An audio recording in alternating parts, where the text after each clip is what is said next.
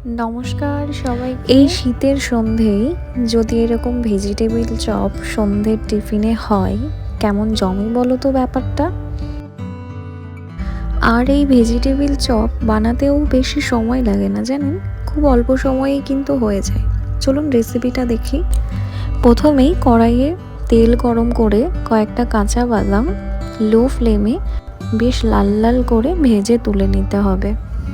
তারপরে এক টুকরো আদা যেটা গ্রেট করে নিতে হবে, এবং তারপরে যে যেমন ঝাল খেতে পছন্দ করো সেই অনুপাতে কাঁচা লঙ্কা চপ করে নিতে হবে, এবং তেলের মধ্যে ওটা বেশ খানিকক্ষণ নেড়ে চেড়ে ভাজা হয়ে আসলে বিট আর গাজর যেটা আমি আগে থেকেই গ্রেট করে রেখেছিলাম সেটাকে দিয়ে দিতে হবে। আমি এখানে 8টা চপের মতন বানিয়েছি, একটা বিট এবং একটা গাজর দিয়ে। তোমরা তোমাদের অনুপাতে এটা বাড়িয়ে নিতে পারো।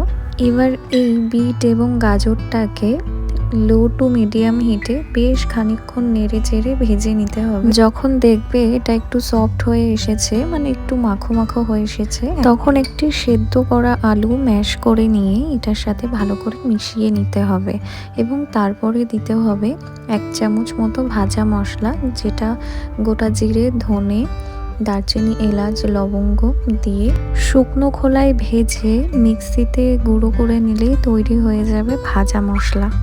এবার সব কিছু দিয়ে ভালোভাবে মিশিয়ে নেওয়ার পর প্রথমেই ভেজে রাখা বাদামটাকে একটু গুঁড়ো করে নিয়ে আবার এই চপের পুরে ভালো করে মিশিয়ে নিলেই তৈরি হয়ে যাবে একদম ভেজিটেবিল চপের পুর। চলো এবার চপের উপরের কোটিংয়ের জন্য কি লাগছে দেখি। 2 চামচ ময়দা, সেটাকে একটু জলে গুলে নিতে হবে। এটা খুব বেশি ঘন হবে না, একদম পাতলাও হবে না।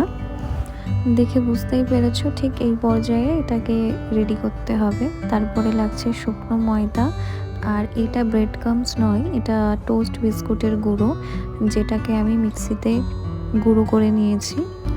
এবার দেখো, যে চপের পুরটাকে বানিয়েছিলাম সেটাকে একটা শেপ দিয়ে সেটাকে একবার শুকনো ময়দায় কোট করে নিয়ে, একবার ময়দার গোলায় ডুবিয়ে, আবার একবার ব্রেড ক্রাম্বসের মধ্যে কোট করে ডাবল কোট করতে হবে এটাকে। আবার ময়দার গোলায়, আবার ব্রেড ক্রাম্বসে বেশ মোটা করে কোট করে নিলেই দেখো চপের মতন একদম রেডি হয়ে যাবে। এবার ভেজে ফেলার পালা। আমার কাছে কিছুটা আগের ভাজার পোড়া তেল ছিল, আমি তাতেই ভেজেছি। প্রথমেই বলি, তেলটাকে লো টু মিডিয়াম হিটে রেখে ভাজবে।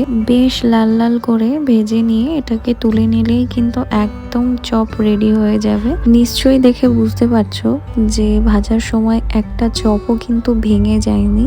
এই রেসিপিটা ফলো করলে তোমরাও কিন্তু খুব সহজে বাড়িতে এরকম দারুণ টেস্টি ভেজিটেবিল চপ বানিয়ে নিতে পারবে।